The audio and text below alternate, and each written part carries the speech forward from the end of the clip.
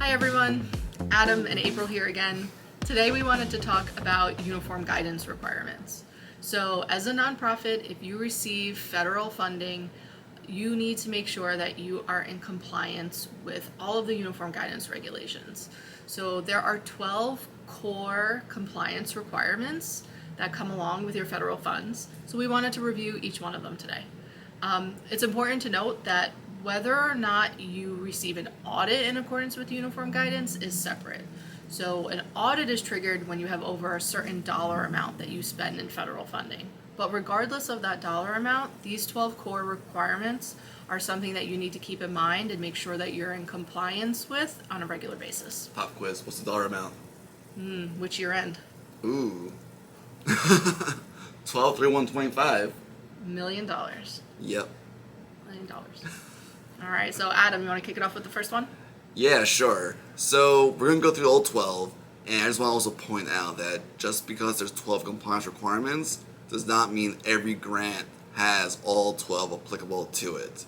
So part of everything going on is understanding what compliance requirements are applicable to your grant.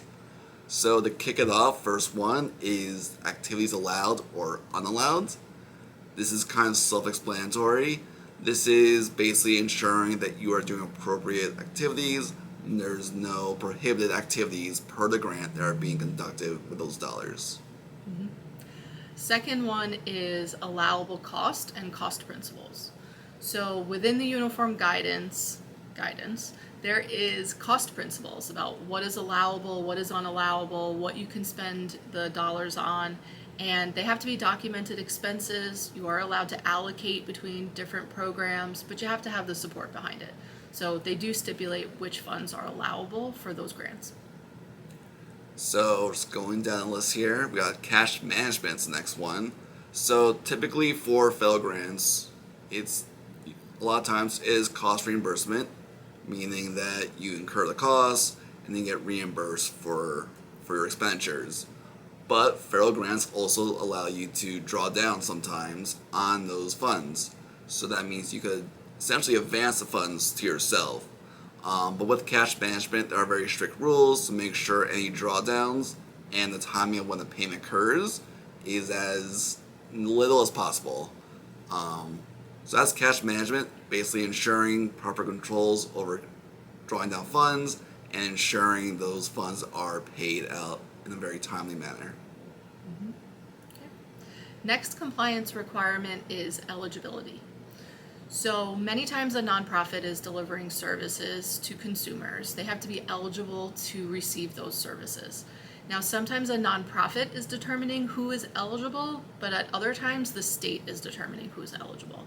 So it's important to make sure that you're complying with the rules around eligibility, and if a nonprofit is responsible for the eligibility, you have all of the right information on hand. If you're looking at income levels or address, whether or not someone qualifies, you have to make sure that you're keeping all of that documentation filed for the eligibility. Alright, so the next one is equipment and real property management. So this one's essentially, as the name implies, is regarding equipment purchases. Under the new uniform guidance standard, they did increase the threshold on this. So now you could say anything under 10,000 is de minimis. So it's no longer equipment, it's a de minimis purchase. However, that threshold has to match your capitalization policy.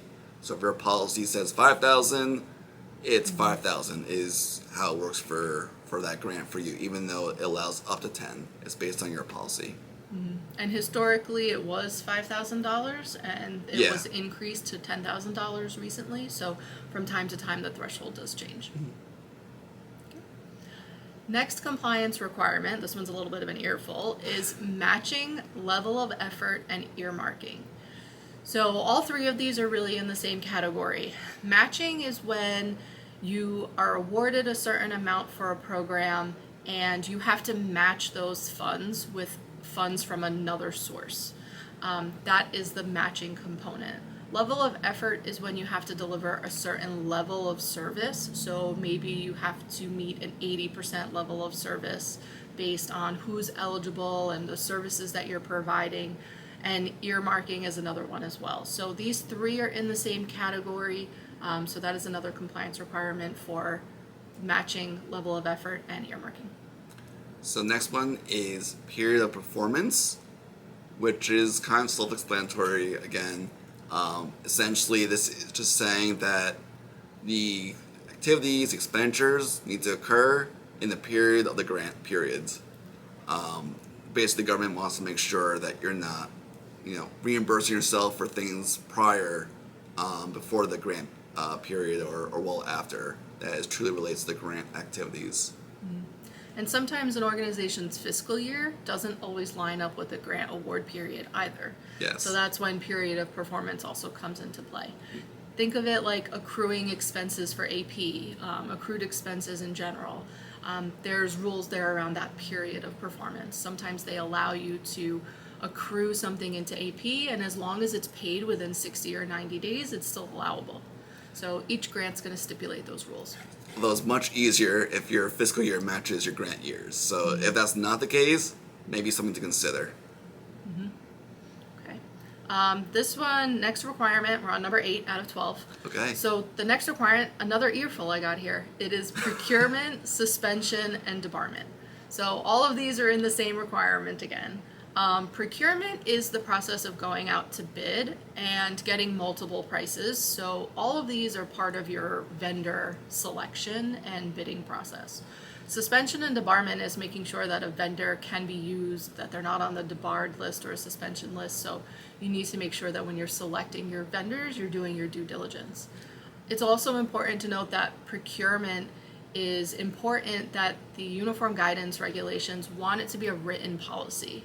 So whether you go out to bid, you get 3 quotes, it is something that should be a written policy for the organization. And with procurement also, there's different thresholds.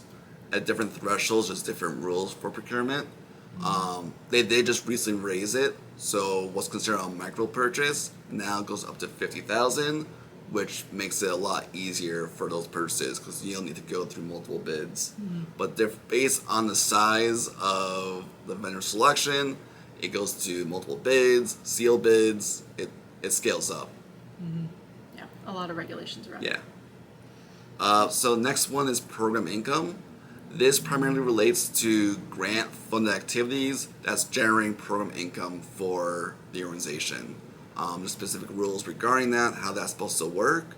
So it's definitely something to keep in mind if you're conducting activities that's producing income for yourself that's being funded by the federal government. Number 10, reporting. So usually each grant agency who gives you an award, they're going to have some sort of reporting that's required. So it can be a mix of financial reporting as well as performance reporting. So that's another key compliance area. So we're getting towards the end here. Subrecipient monitoring is the next one. So subrecipients are essentially sub-grantees that you're receiving a grant and then you're awarding a grant to another agency to conduct the activities of the grants. This one's a little tricky because sometimes it can be tough to tell the difference between a grantee and a contractor, and that does make a huge difference because a contractor doesn't apply, but grantee this does apply. For subrecipient monitoring, you're essentially responsible to ensure the grant requirements are being followed by your sub-grantee. So you're responsible for their monitoring of the different compliance requirements. Yeah, absolutely. Good point. And You're the the last one. the last, finally, number 12. This is called special tests and provisions, and it's a little bit of a catch-all. So this is a spot where if there's anything else specific to that grant, it's going to fall under the special tests and provisions. So you may wonder where you can find this kind of information, especially the special tests. So every year there's a compliance supplement that comes out, and this kind of details exactly what they're looking for, the federal government regarding the different grants. So it's something to check out to make sure that you are complying with the grant requirements for your specific grant. Okay. All right. Yep. Join us in our next episode, and we'll talk a little bit more about audits in accordance with uniform guidance.